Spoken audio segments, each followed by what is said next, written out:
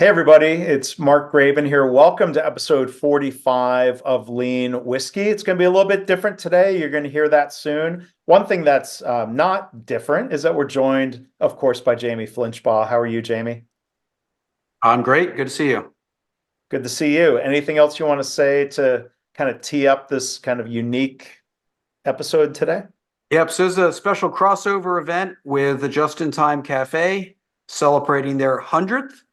And while Lean Whiskey is nowhere near that milestone, you're at a couple milestones with your other podcast, which we'll talk about in this episode. And so it's a great episode talking about podcasting, and we're joined with some friends at the Just in Time Cafe. And that was great fun. Maybe when we celebrate 50 episodes of this, Jamie, we can have them back here. We'll do something, I'm sure. All right. Well, here's the episode. Enjoy. Cheers. Cheers. Hey, I'm Elisabeth Swan. And I'm Jamie Flinchbaugh. I'm Mark Graban. And I'm Tracy and Elisabeth. And who are those two new voices? As you might suspect, we are mixing it up today and celebrating the Just in Time Cafe's 100th episode with some fellow friends, podcasters, book writers, colleagues, and rumor is that Just in Time just got our liquor license. Woo-hoo! Just for this episode. So for full enjoyment of this episode, break out a whiskey drink or whatever libation you prefer and have a drink with us, unless, of course, you're listening while driving your car. Yes, please join us. Mark and I are from the Lean Whiskey podcast, where we often have a drink on hand while we talk about lean topics in the news and all sorts of other things. And I just wanted to add, I love that the Just in Time Cafe got its liquor license. People don't know Lean Whiskey is like a speakeasy that has a hidden secret entrance in the kitchen in the back of the Just in Time Cafe. A what? Yeah, people don't know that, Mark, but now they do. They don't know the password to get in. They don't know the password. So with a twist, right? So Tracy, me, Jamie, and Mark are going to be letting you in on some helpful apps and doing the normal stuff we do, like, helping you build your problem-solving muscles, but with a little bit of a twist. That's right. My cocktail doesn't have a twist. So, Elisabeth, what is on the 100th cafe menu today?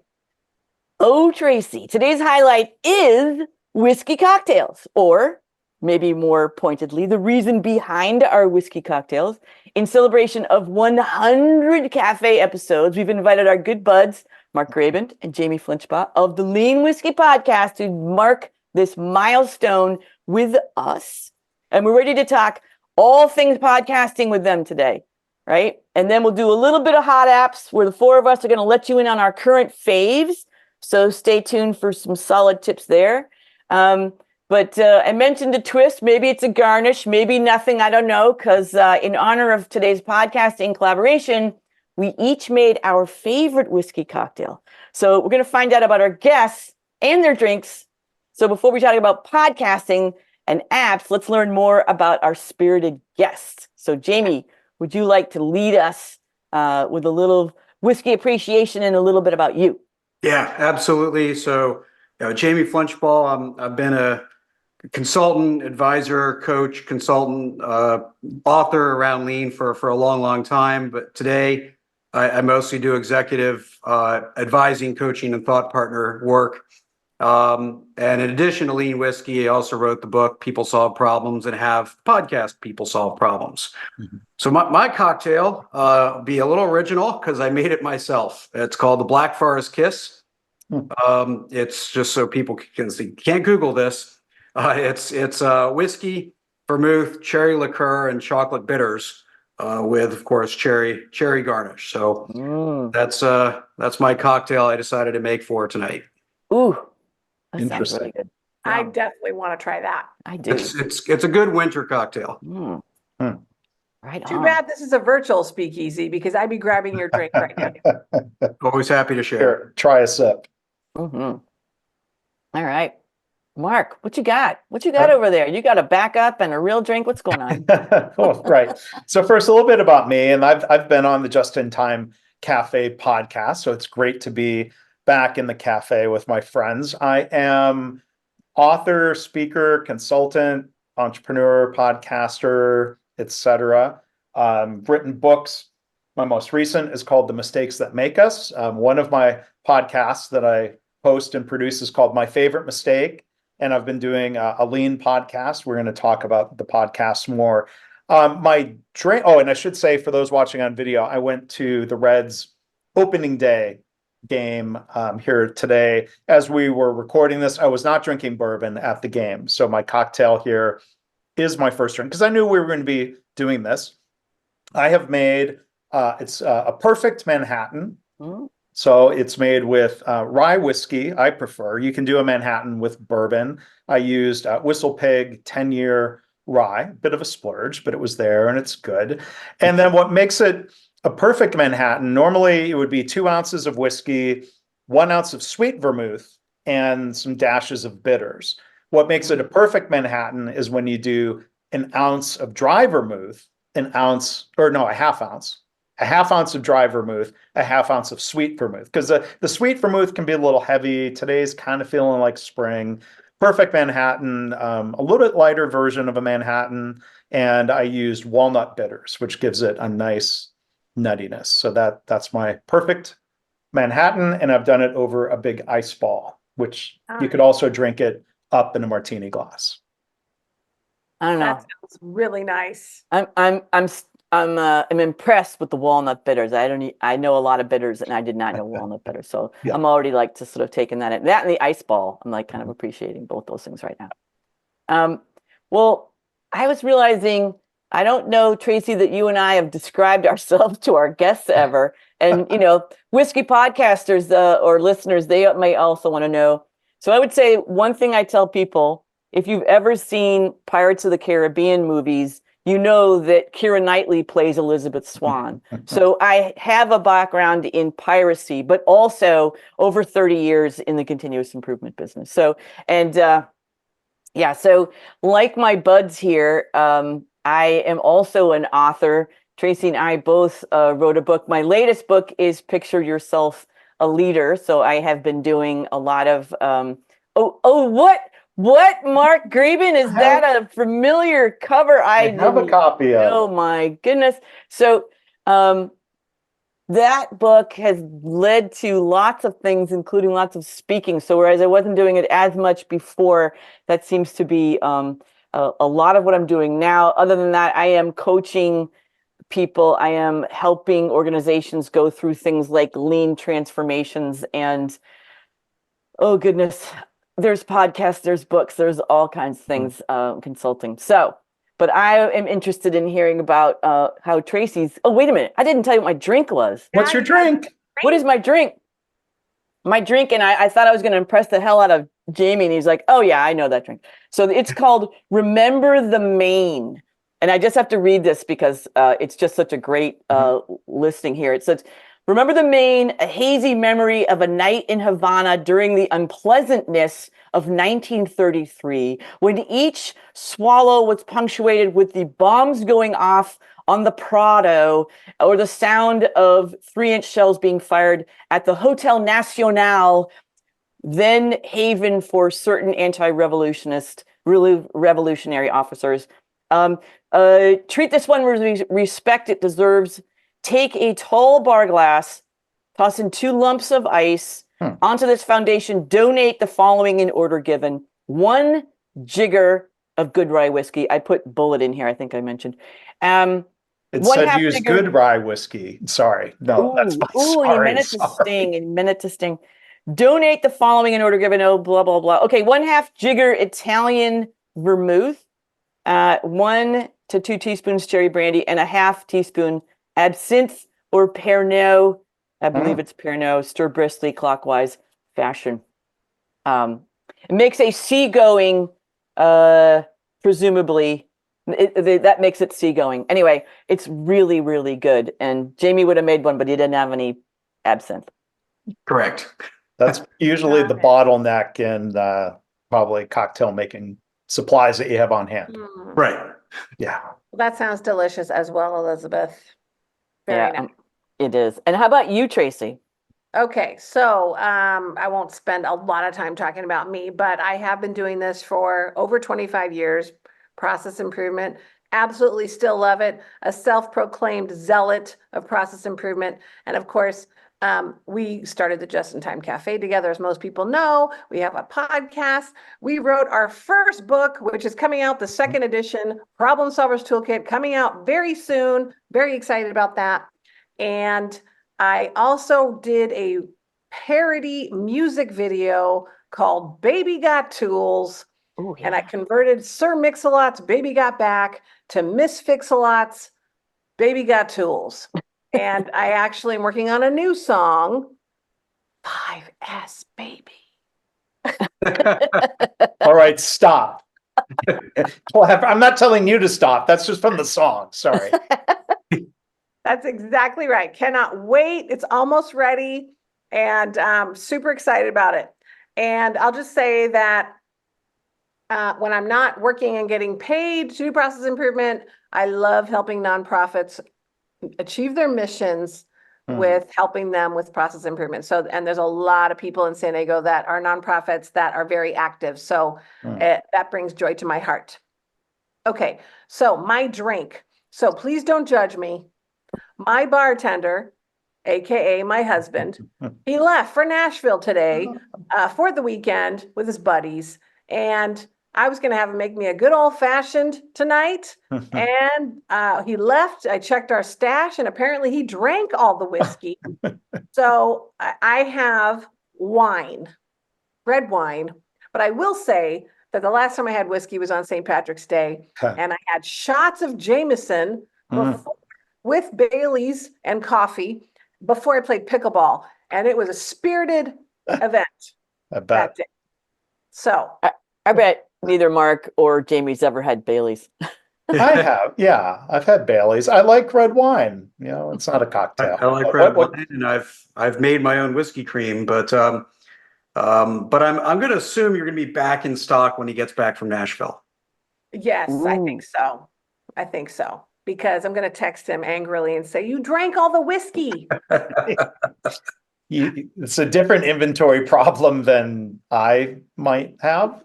Yes. So on that note, since we all have our drinks, how about we do a celebratory cheers Cheers, my friends. to our friends and whiskey and 100 episodes. 100 episodes. Woo! Congratulations. Congrats. Woohoo. Up next, it's hot apps. We usually do a deep dive on a helpful app, but today the four of us are giving shout outs to some of our favorites. And Jamie, what is a standout right now for you? Yeah, so it's not new, but Trello is the backbone of my life. I've used it for a long time. I have a lot of different boards for different purposes. We have checklists on there. We have knowledge base stored on there. We have workflows built on there. I have a quick add widget on my phone where if I just remember something, I pop in a card and it's on my to-do list. And so I'm in Trello more than I'm in email, without question. So it's that's my go-to. That's the spine of my work in a lot of ways. Yep, we've tried Trello too. We've loved it. We used it for many years. It's good. Yeah. Tracy, what about you? Well, there's so many, and I kind of resorted to the same thing Jamie did is what am I using? I may have, a desire to learn something and that sounds super cool as an app, but what I'm really using, Asana. And it really builds out workflow processes really easily. I absolutely love it, especially because a lot of transactional processes, as we know, are invisible. And so when you've got it, every step worked out and who's doing that step, it makes it much more visible. And because you and I have been using it for at least 4 years now, Elisabeth, I love it. And, my memory is going these days, and it's more and more, it seems, So I'm really, some of the processes we have at the JIT Cafe, we only do once a month. And we forget. I don't want to forget. And so, Asana just helps us remember when we're supposed to do something, what it is, who's doing it. And I'm liking it more and more. It's good. It's better as you get older. Yeah. How about you, Mark? Well, a brief mention of one I didn't plan on talking about, but the MLB Ballpark app made it super easy for my wife to transfer a ticket to me to come over and join her and people from her company at the Reds game today. Super easy electronic ticketing. I enjoy that modern world because I have forgotten physical tickets in the past, like in the late 90s, going to a sporting event. And I can't do that anymore because it's all digital through my phone. But the one I did want to mention, and I'll keep it pretty brief, is an app, a company, Kinexus. It is a web-based enterprise platform, and there's an iPhone app, and I use it. It's a platform that organizations use to manage all things continuous improvement. So I've been part of the Kinexus team since 2011. And we say, as they say in the tech community, we eat our own dog food. So we use Kinexus as a tool for managing the continuous improvement that happens within Kinexus. If I see a problem or have an idea, I can log it with my iPhone app, and I get email alerts and updates on progress related to things we're collaborating on. And that's what our Kinexus customers do. So that's one of my favorite, and I'll call it a hot app. Hot app. I like it. No, I'm looking forward to I get to come out and meet more folks over at Kinexus in May. And I should have mentioned, now I shouldn't have interrupted. Sorry. No, go. So the 8th annual Kinexus User Conference, aka Kinexicon, is super excited to have the Elisabeth Swan as one of our keynote speakers at that event, which is mostly for Kinexus customers and people that are in the stages of buying our platform. So really excited, can't wait to hear what you have to share. Awesome. Yeah, no, I'm psyched about that, and to get to know the app and your peeps better. It's more I learn, more I like. So I'm looking forward to that. Yeah. Okay, so for me, I realized it's kind of a two-part app that I only recently combined them. They're made by the same people, which is Scannable and Evernote. And I find I use them more and more because, well, Scannable, it's just constantly like just an easy way to grab something, right? Just it's a photograph, turns it immediately into a PDF. But Evernote, I'm starting to use as a digital brain. Like, okay, I want to grab a website. I like the book that Mark just told me about. I like the whiskey drink that Jamie just made up. Like I want to grab these things and I want them to be part of my catalog. And Evernote just makes it really easy for me to just catalog stuff. Like, okay, I can tag things, I can give them, like information that will help me search later. Because I find the process of storing information so that you can use it for, you want to write a blog, you want to write a book, you want to help a customer, you want to solve a lighting problem in your house, whatever it is. I just want to be able to find the stuff that I, grabbed for good reason. And that I'm finding I use more and more and more. So that's mine.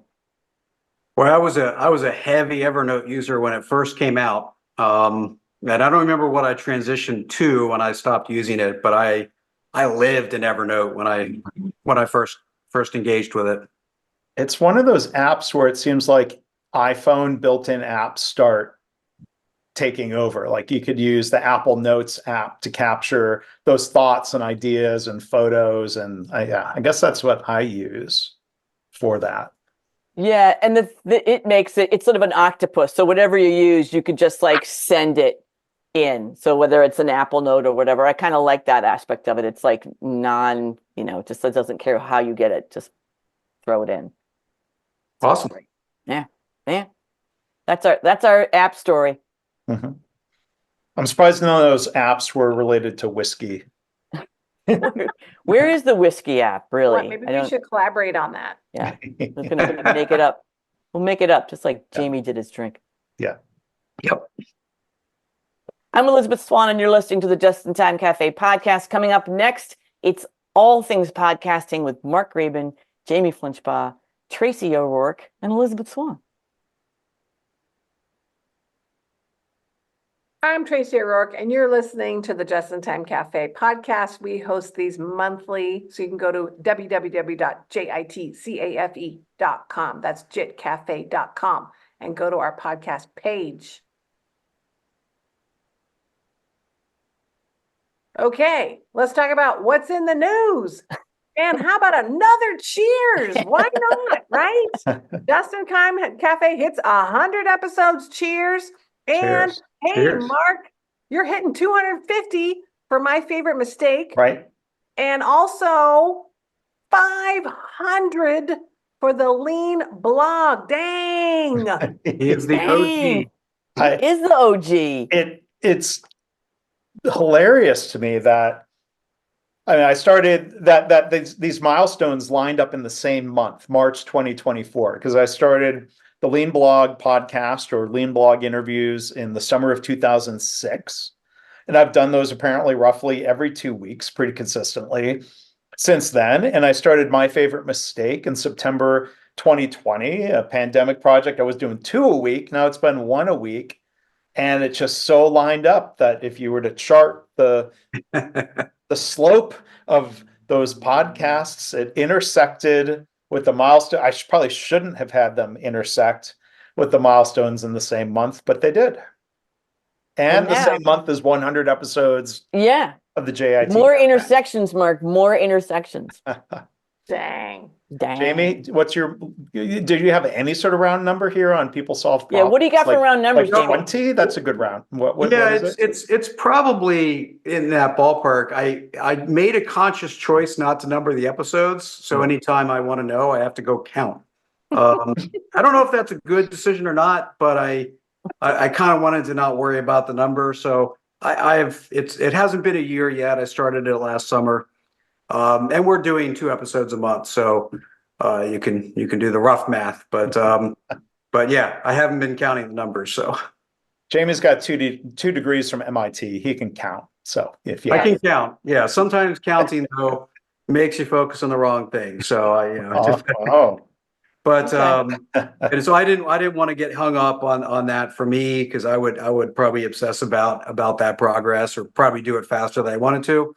So it's working. Great conversations, and short format. We interviews, conversations about problem solving are about 20 minutes. So relatively short in the wide world of podcasting.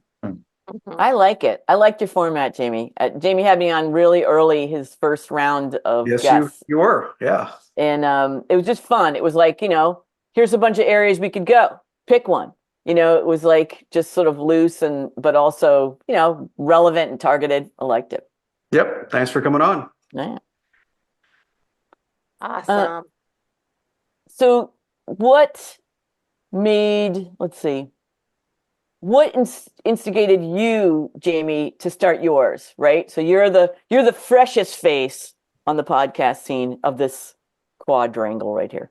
Yeah, because Mark and I have been, but besides being guest number early for Mark. Guest number 5 or 3. Like Jamie was a very early and very frequent guest. Yeah, it was 3 or 5. It was in that ballpark.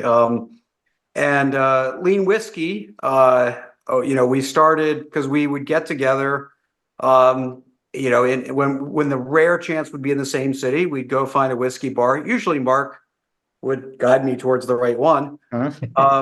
And we'd hang out and talk shop. And we kind of joked for probably 3 years that this should be a podcast until 2019. We decided, let's make it a podcast. So that's how that got started, just out of fun, a chance for us to work together. But People Solve Problems, when I did the first outline for the book, I only used about a quarter of my planned outline for the book. And I kind of did some early math as I started writing. I'm like, this is going to be an 800-word book. Like, I don't think anybody wants an 800-word book. So let me make it a lot smaller. Yeah. But I didn't want to stop, and I wasn't in the rush to do a second edition or follow-up book. So let's have conversations about problem solving. There's so much more to explore and understand. So I just got started. I mean, it took some planning, of course, but I just know there's so much more, so much more to talk about, because to me, I actually just wrote an article about first principles, with the idea that you understand what's at the core, and then you can take it a lot of different ways. And I really believe that about problem solving, that the first principles are very common across the many methods and tools. And so I get to explore all those, building on those first principles in the podcast. Nice. I like that. And just thinking about you, Mark, your first was Lean Blog, right? Right. So what initiated that for you? Norman Bodak. Norman It's the Bodak. short answer. Mhm. So the late, great, interesting Norman Bodak was somebody I had the opportunity to meet. And we had originally, because I had the blog first at leanblog.org, I had corresponded with Norman via email, and we had done an email back and forth interview that was just printed or published on the blog. And I remember one day, and we were on the phone, and Norman loved sharing ideas. He was a creative, pretty high-tech guy. Like, I learned about Zoom from Norman the first time, way before the pandemic. He was an early adopter of Zoom. But Norman said to me with all this enthusiasm, you know what you should do? You should do a radio interview with me. That's exactly how he said it.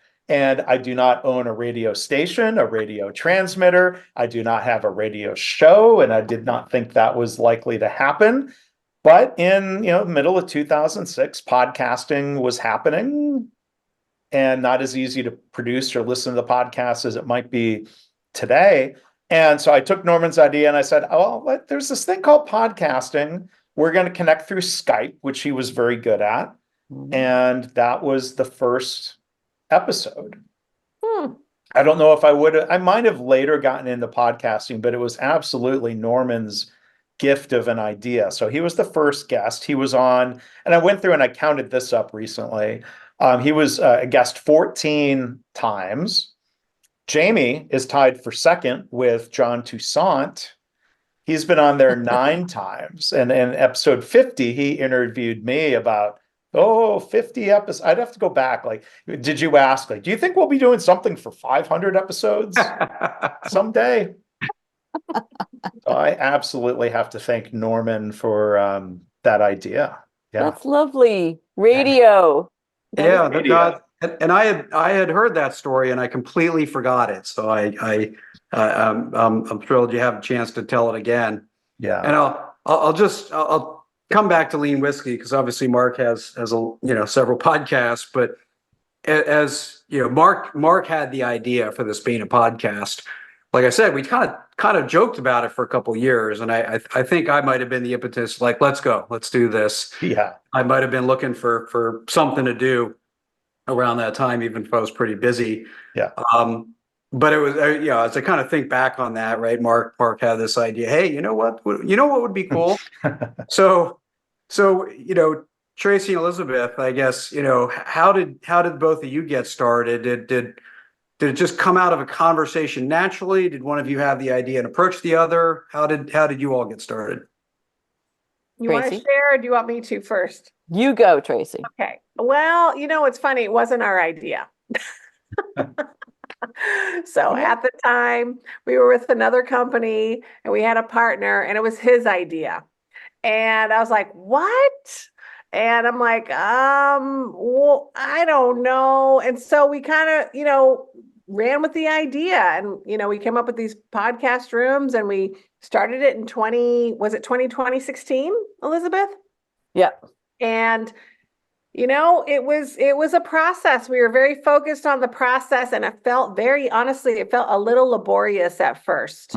Like, wow, there's so much to this. And now, I mean, it's so turnkey because we've done it for so long. And it just feels like, we just know each other's patterns, we have our roles, but that's, we were excited to have it. And honestly, it was killed, for about a year. We didn't do it. And Elisabeth and I realized we really love the podcast and we're bringing it back, man. We're bringing it back. And it was about just talking to people and getting to meet new people and talking about what we love and why did we kill it in the first place. You know what? You're reminding me when we first started and we didn't know what we were doing. And it was just like, okay, what's in it? What are we going to talk about? Because you and I was writing book reviews and I thought, well, it'd be good to talk about, books in our industry. That would be one segment. Obviously wanted to talk to people in our industry. It was like, well, there's practitioners, there's leaders, there's, inside, there's there's just so many different angles. But again, and the other aspect of it is I know a lot of people in radio, right? Back to Mark's original request from Norman Bodak. It's like, I know producers and, there's a whole radio station near me on Cape Cod. And I met the people who run it because they were interviewing my stepfather. And I got to know them. And then I thought, well, they probably know what podcasts are supposed to be like. So I was like, can you just look at or listen to what the heck Tracy and I recorded? And first off, really, really good people to ask on account of the kindness factor, and gave us feedback. And they were like, well, first off, what's great is that you two clearly enjoy talking to each other, right? Just like you and, Mark and Jamie, you guys like have such a good time talking. It's like, well, we can just, it would be seamless to move this into something recorded on account of we had such a good time doing it. Yeah. So they said that joy comes through, and here's some things that would help you, which we still do, which is, might want to do a station identification, like who the heck are you? What are people listening to and all that. And also something called bait and narrative.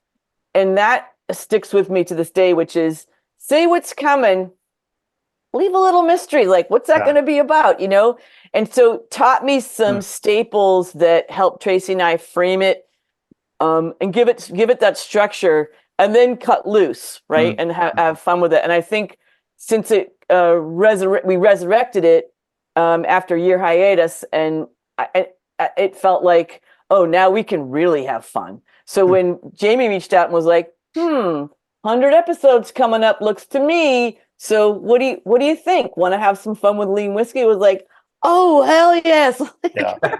Yeah. So has what, so you mentioned some of what you both kind of loved about doing it. Has what you love about it changed, or has that been the constant the whole way through? I would say that's pretty constant. Of course, that's not what I didn't know what I was going to love when we started, but really it was reaching out to people, thinking about who was interesting to us at the time, and go, oh, we should have them on the podcast. Let's have them talk about the book. Let's have an interaction. And, and that really has been, and again, the reason why it got killed was, misdirected, I think, because it was like, oh, it's not making any money. What? Okay. And so we said, well, we kind of like doing it. And then when we killed it, a lot of people came to us and go, why'd you do it? Why'd you kill the podcast? And we really missed it. And now it's pretty clear in my view why we do it, because we love it. There's a lot of aspects that we love. And it's really the people piece, in my opinion. What would you say, Elisabeth? I would say that I've learned a ton. Like, I think initially I was very concerned with, this is supposed to be a 3-minute segment and it's now 3 minutes and 55 seconds. Like I had this idea of like, we had to stick to a clock, and you were always like, whatever. So it went over. And I think it's taken me, it's kind of the phase 2 of it that allowed me to cut loose more and say, whatever, wherever we go with it, it is long, it's short. And I think once that felt like a chain came off, that made it more fun for me. And I think I feel like we have such different approaches that I'm always I'm always kind of gleeful at where you think things are going and where I think things are going. Like I'm over here and you're over here, and I'm like, wow, who would have guessed that? And like, see where that goes. So I will say that Elizabeth and I just love, our interaction too. We have scripts, we write out scripts. And then there's this part where it says, Tracy, expand.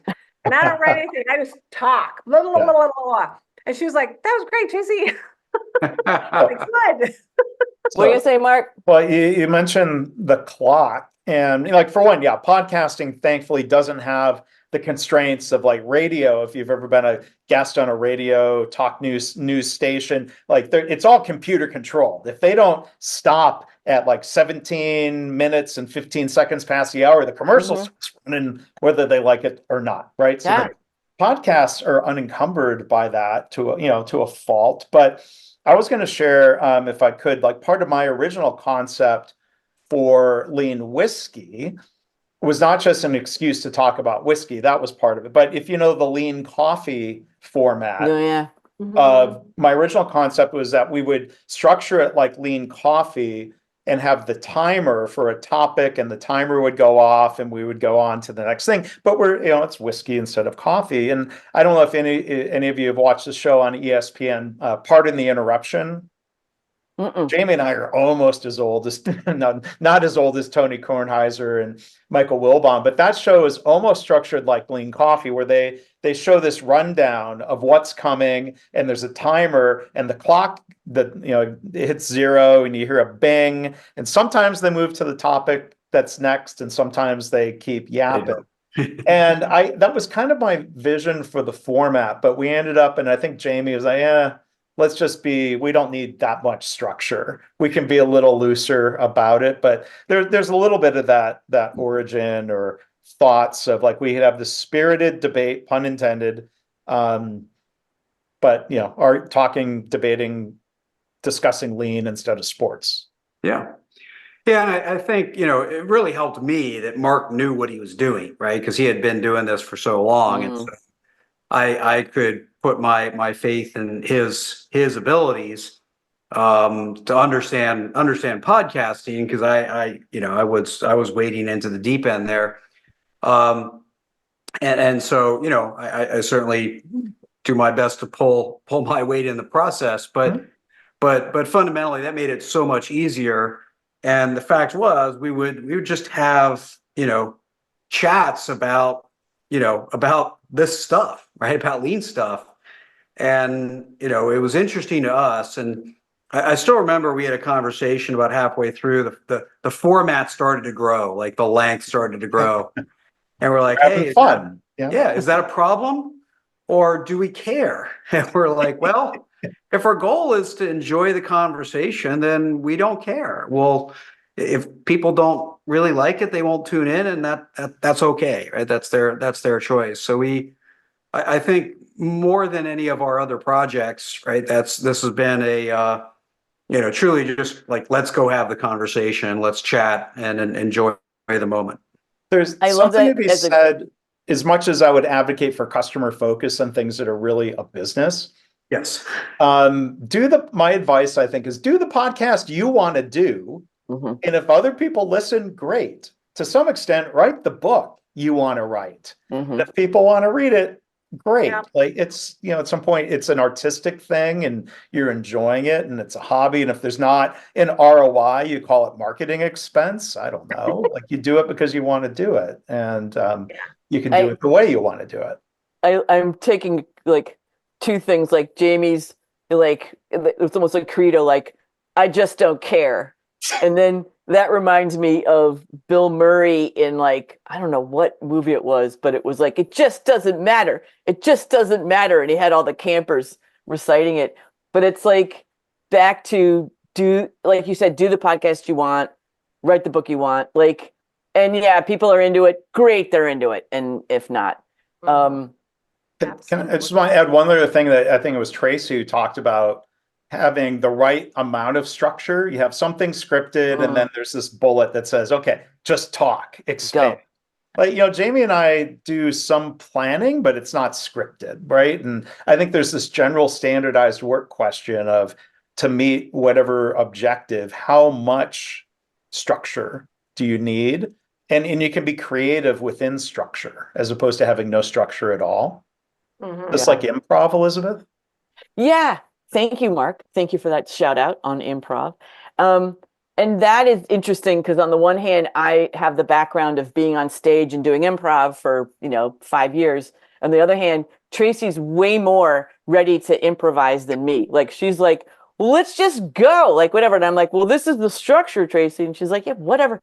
So that dichotomy has been really helpful. And then I remember early on giving someone the questions I was going to ask them. And then I clearly realized, with 5 minutes in, he was reading the answers to my questions. And I showed that I told the radio folks, and they were like, oh my God, never give questions before, an interview. And then I was like, we get torn because people get nervous. They're like, what are we going to talk about? We're like, well, here's the theme and you're an expert. So wherever we go with it is great.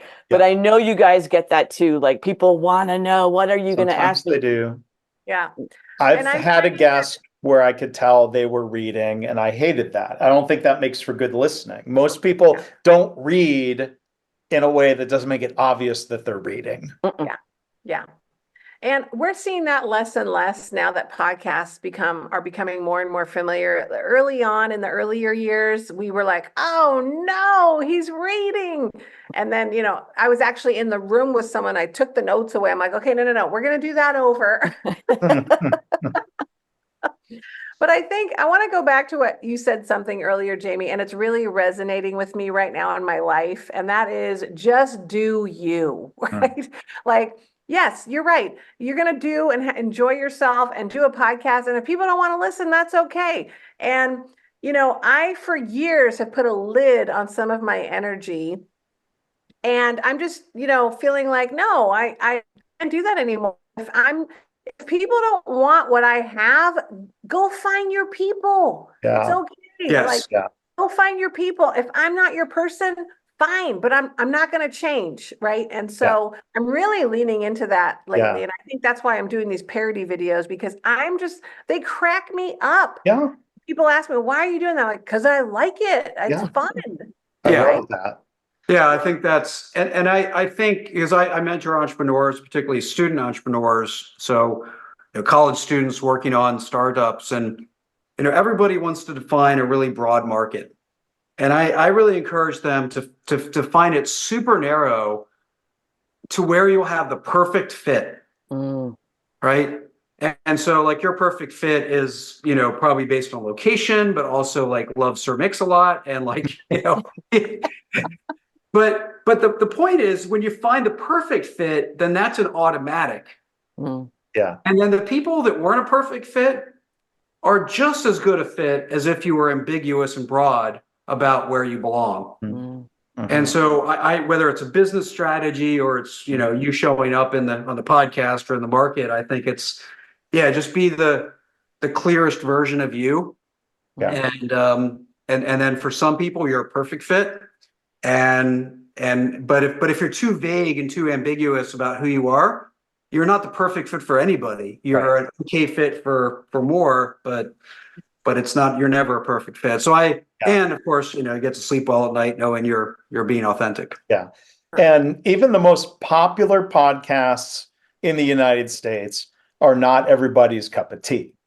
And if and that phrase, a couple of months ago, I was listening to the radio, which was serendipity, because I mostly listen to podcasts or NPR or Apple Music, that's playing. So it was actually radio. And so there was this song that I discovered. It wasn't a brand new song, Casey Musgraves. And she's singing, I Can't Be Everybody's Cup of Tea. And I went back and I've listened to the song and read the lyrics, and I'm like, I think I needed to hear that. It was random that it was playing on the radio and I happened to hear it. But like, I'm paraphrasing, but it's something basically, you can't be everything to everything. So be what you want to be. Yep. No, it's great. Well, cheers to that. Yeah, cheers to that, Cheers to people. that. Cheers to that. Being Just who really, we are. and lean into it. and podcasting about it. Yeah. Yep, I 100 episodes or 500?